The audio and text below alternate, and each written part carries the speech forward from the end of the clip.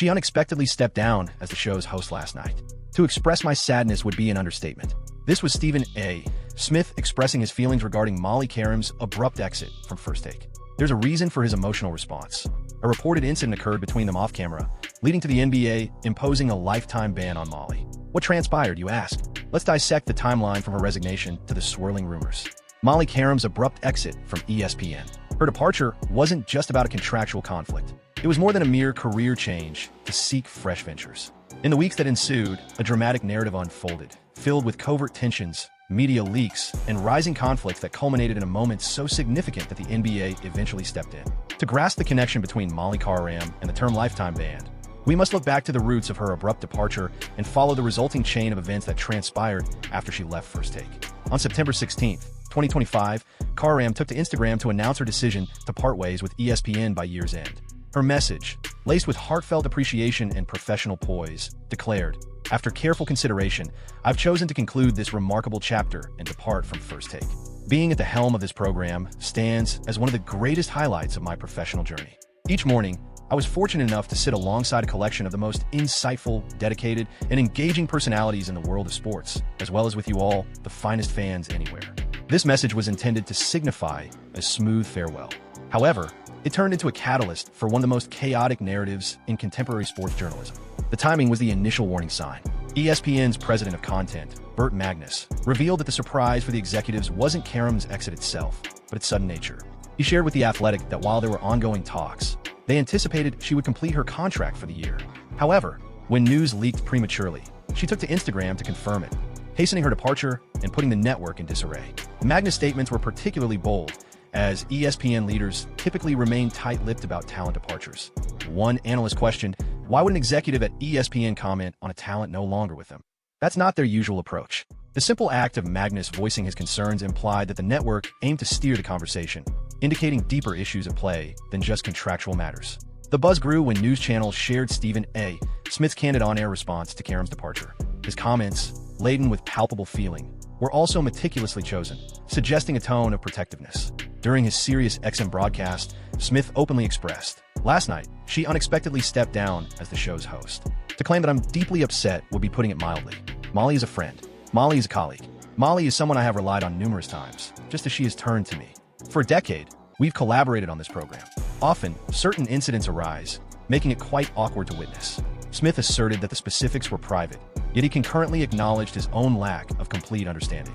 This contradictory stance, both expressing oblivion and drawing limits on the story, amplified intrigue. He continuously referred to Qerim as a collaborator, a confidant, an integral part of the show's achievements, only to then suddenly shift to more generalized reflections on bargaining, authority figures, and influence within the field. The change in rhetoric was clearly observed.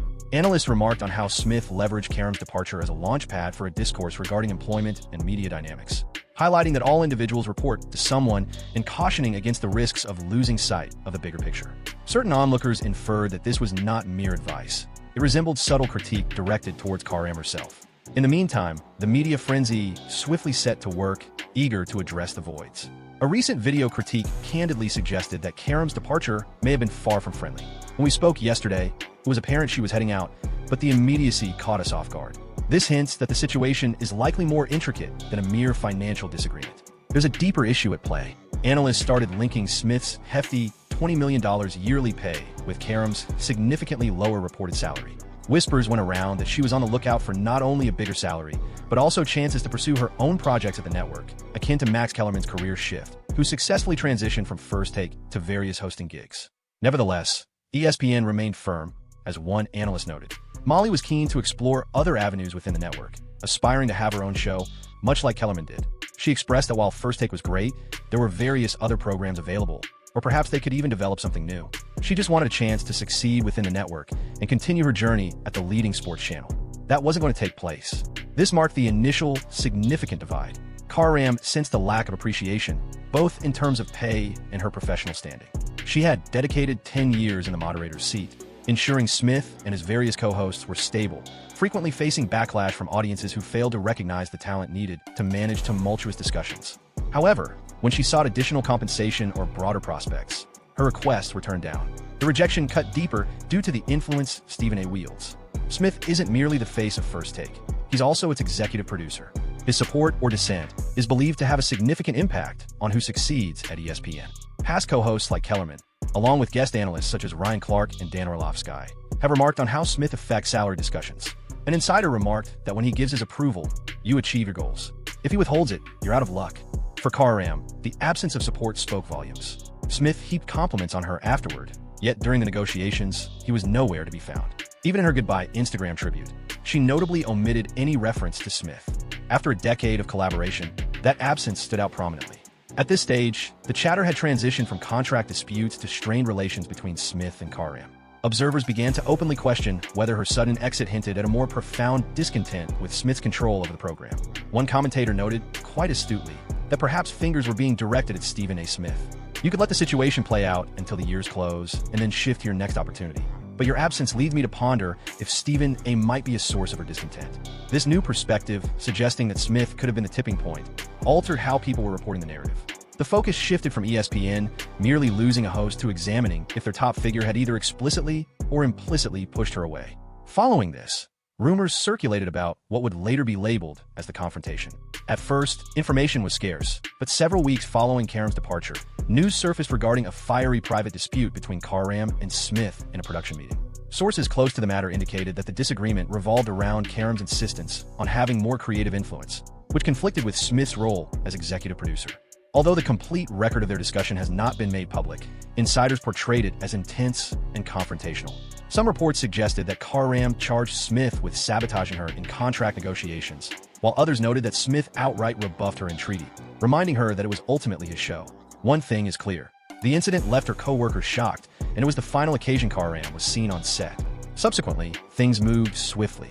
To mitigate the fallout, ESPN higher-ups permitted Qerim to exit discreetly, settling her remaining contract while including typical non-disparagement agreements.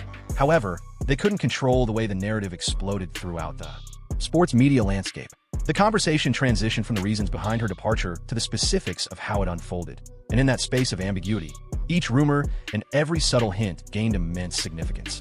By the moment the NBA found itself wrapped up in the unfolding drama, an outcome that surprised many, the story had already evolved beyond control. What started as a simple resignation morphed into a full-blown scandal, rife with accusations, rebuttals, and ultimately, repercussions from higher-ups. Beneath the surface, there were leaks, battles for influence, and a fiery confrontation. The days following Molly Qerim's departure from ESPN didn't resolve anything. Rather, they sparked a whirlwind of leaks, speculation, and diverging narratives that depicted a far more sensational tale than the standard narrative of a contract disagreement. With each successive detail unveiled, it was evident that her departure was more than a professional decision. It stemmed from significant rifts within First Take. These rifts led to a confrontation so intense, it would end up being referred to as the incident that altered the landscape. The initial signs of discord surfaced through media discussions that raised eyebrows at the suddenness of Qerim's exit. Veteran commentators familiar with ESPN noted the peculiarity of the situation. Former host Marcellus Wiley remarked that the rationale behind her exit sparked a flurry of wild speculation. As reported by the Sports Business Journal, Qerim opted against a contract renewal, suggesting that the issue extended beyond just financial matters, encompassing her overall future role in the organization. It was later verified that she chose not to continue, despite ESPN presenting her with ongoing job opportunities, yet the monetary aspect lingered. Central to the conversation was the striking contrast between Stephen A. Smith's reported annual earnings of $20 million and Qerim's pay, approximated at around $500,000. This significant gap prompted immediate concerns regarding equity, as the secondary figure on ESPN's premier debate program earned merely a fraction of the lead host salary. Industry experts clarified the situation. Smith's earnings were linked not only to First Take, but also to his extensive range of contributions, including appearances, publications, and the overall worth he represented for ESPN as its most prominent figure. Nevertheless, this clarification did little to quell the backlash, notably with comparisons to Malika Andrews and Mina Kimes, who were said to be earning considerably more than Qerim. The story was straightforward, yet impactful. After 10 years hosting ESPN's top-rated daily show, Qerim sensed he was both undervalued and overlooked. When she sought either a salary increase or fresh prospects, her requests were rejected, and the individual who could best support her, Stephen A. Smith, also refused to help. Unseen conflicts were building. As reported by various insiders following her departure, the pivotal moment happened during a private production meeting in early September. Multiple sources recounted an intense confrontation between Qerim and Smith, in which she openly charged him with sabotaging her during discussions. Smith responded by asserting that First Take was his program, emphasizing that the ultimate creative control lay with him. The specifics of this interaction are still debated, yet the general agreement is that it signified the definitive conclusion of their professional ties. One source stated it plainly: following that discussion, there was no return. Molly had made her choice. The public only perceived pieces of this rift. Smith, in his numerous public displays, maintained a sense of admiration for Qerim, while also keeping a distance from the details. His speeches frequently veered into general insights about the industry, highlighting that frustration is a common experience and that all individuals are accountable to someone. For some, this appeared to be mere platitudes. For others, it seemed like a nuanced criticism of Qerim's expectations. Sports media analysts started examining the peculiar manner in which ESPN management managed her exit. Magnus' choice to make a public statement was interpreted as an indication of discontent within the organization. One observer pointed out that Magnus' comments, coupled with Qerim's meticulously phrased Instagram farewell that notably omitted Smith's name, intensified the belief that her departure stemmed from discord rather than mere career advancement. Shortly thereafter, rumors surfaced regarding favoritism and influence. It became more apparent that Smith's position as executive producer granted him considerable power in deciding which colleagues received promotions and raises. He had openly claimed to support analysts like Shannon Sharpe and Ryan Clark, assisting them in landing improved contracts. Yet, as per one report, he withheld similar backing for Qerim. This vibrant scenario features Smith as the influential puppeteer. The thought that Smith could have obstructed Qerim's rise was startling. To those in the know, it seemed realistic. The conjecture intensified when ex-ESPN figures began to express themselves candidly. A few suggested there was an enduring personal discord between Smith and Qerim. One critique stated it unequivocally. The conclusion was clear. Smith had wielded his power with discretion, and in Qerim's situation, he opted not to share it. For Qerim, the tipping point was not merely financial loss or unseized chances. It was the feeling of being sidelined and undervalued. After enduring years of public scrutiny, where she constantly justified her role on the show amid claims that she was only a moderator and not a true debater, she suddenly found herself pushed aside at a critical moment. The clash during the production meeting turned her frustration into a full-blown dispute. By the time her Instagram message was published, the bond had been shattered beyond repair. Her abrupt exit, leaving without a final episode or even a parting acknowledgement from Smith, spoke volumes on its own. As noted by one commentator, ESPN appeared eager to mitigate the fallout. Magnus released a statement lauding Qerim's grace, expertise, and dedication, expressing gratitude for her impact. Yet, the harm was already done. Audiences weren't focused on her professionalism. Instead, they questioned her abrupt exit, Smith's seeming reluctance to explain, and the true nature of that meeting. It was here that the NBA's name began to surface in the narrative. At first glance, it appeared perplexing. What would prompt the league to intervene in a quarrel between two TV figures? The explanation rested in the singular role of First Take. Over the years, the program had become a pivotal media outlet for the NBA, influencing stories about athletes, coaches, and teams. Its presenters, especially Smith, were regulars at significant NBA happenings, from the All-Star Weekend to the Championship Series. Multiple sources indicate that league officials became apprehensive over the Qerim-Smith conflict, particularly with the swirling rumors of a raucous confrontation, which threatened to strain the NBA's partnership with ESPN. The league had previously been wary of discussions on First Take occasionally straying into personal or provocative areas. With the internal strife now becoming public, the NBA was anxious about being embroiled in a media frenzy. The situation intensified when rumors surfaced that the clash between Qerim and Smith occurred not only in front of ESPN personnel, but also during a meeting related to NBA coverage. If accurate, this suggested the altercation had occurred within a professional framework directly linked to the league. This was intolerable for the NBA. In private, conversations allegedly started on how to tackle the issue. As ESPN tried to manage the aftermath, the NBA considered if more assertive measures were required to safeguard its reputation. The idea that the league might contemplate stepping in on a clash involving television figures highlighted how drastically the situation had devolved from a typical office conflict, yet the revelations continued to emerge. Every additional tidbit of intel hinted at a more profound divide, an even more intense clash, and a wider range of repercussions than previously anticipated. Initially rooted in financial concerns, the situation had transformed into a story of treachery, authority, and significant institutional unease. This paved the way for an explosive declaration that would send shockwaves through the sports community. The NBA, referencing its dedication to integrity and its collaboration with ESPN, was poised to release an official announcement about Molly Qerim. The announcement would notably feature the shocking term, lifetime ban, the repercussions, NBA's permanent ban, and Molly Qerim's ambiguous prospects. When the NBA chose to speak out, the sports community was taken aback. On a chilly morning, league representatives issued a short yet impactful announcement regarding what they termed unprofessional behavior connected to a notable media personality in NBA reporting.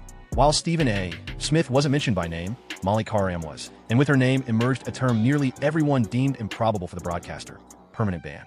The revelation validated what had circulated in rumors for several weeks.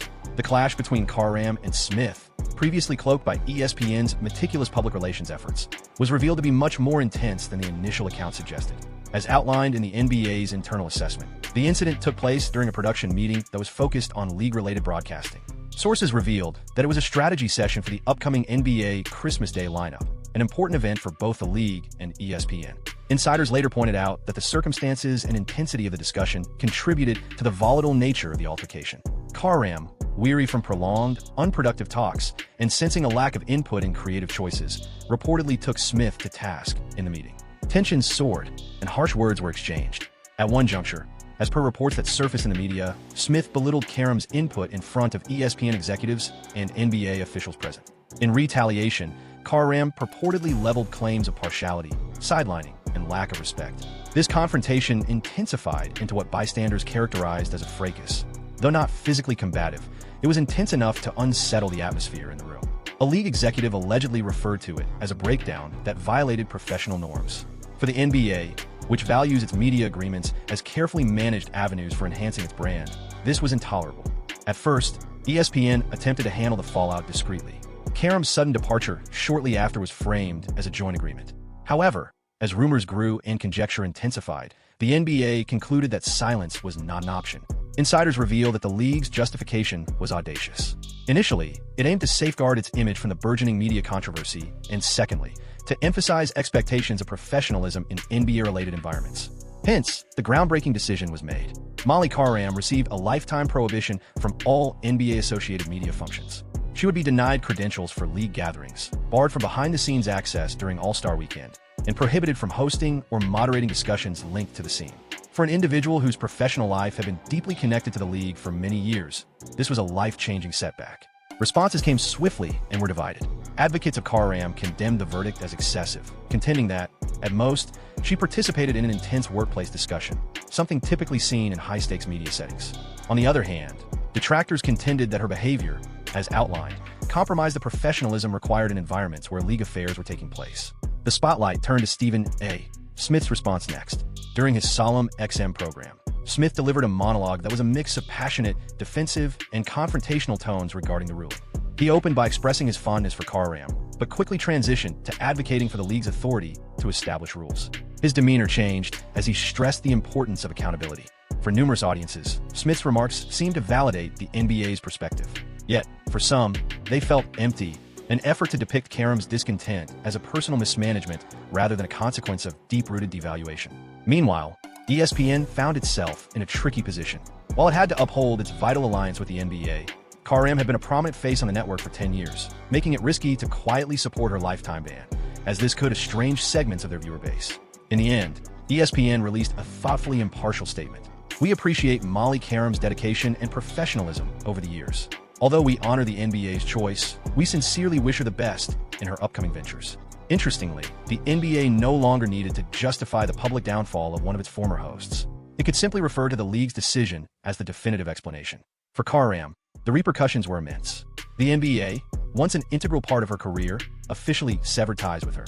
ESPN no longer offered her a role, and this restriction further complicated her chances at competing networks.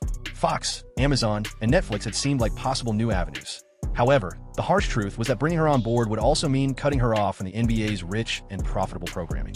Despite the setbacks, an alternate story began to take shape. The ban felt like an extreme overreaction, penalizing Qerim for what was fundamentally a job-related clash, while sparing Smith from repercussions. Detractors of Smith took this opportunity to scrutinize his power at ESPN and his impact on the professional paths of others. Was it just, they questioned, that one of the most influential figures in sports journalism could walk away from the conflict unharmed, while his counterpart's career faced destruction? This discussion unfolded on various platforms: podcasts, YouTube channels, and social media discussions. Many pointed out the glaring inconsistency.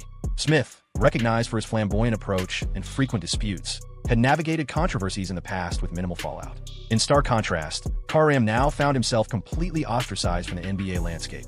The larger repercussions were equally noteworthy. For the first instance, the NBA had directly intervened in sports media employment, effectively sidelining a journalist due to conduct unrelated to factual reporting or ethical violations, but rather to personal clashes. To some observers, this was a vital declaration of professionalism.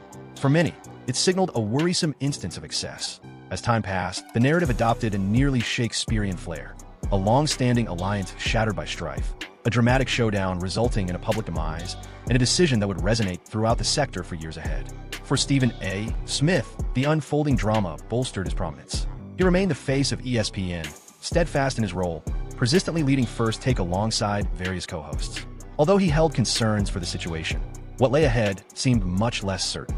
Despite retaining a loyal fan base and garnering sympathy from many, the NBA's lifetime ban forced her to shift away from the league that had defined much of her career. Following her exit, Qerim kept her lips sealed, constrained by non-disclosure and non-disparagement agreements. Yet, her reticence only deepened the intrigue. Was she secretly crafting a return in a different arena, considering independent media, podcasting, or alternative streaming options beyond the NBA's reach, or had the burden of the ban, alongside feelings of betrayal, driven her to retreat from the public eye entirely? One thing remained clear. The incident had significantly altered her legacy. She was no longer just a composed host who steered First Take through 10 years of discussions. She had become a representation of underappreciation, of a clash with a formidable peer, and of the remarkable measures the NBA would undertake to safeguard its reputation. If you enjoyed this experience, continue the excitement by selecting one of the recommended videos on your screen right now for more incredible content.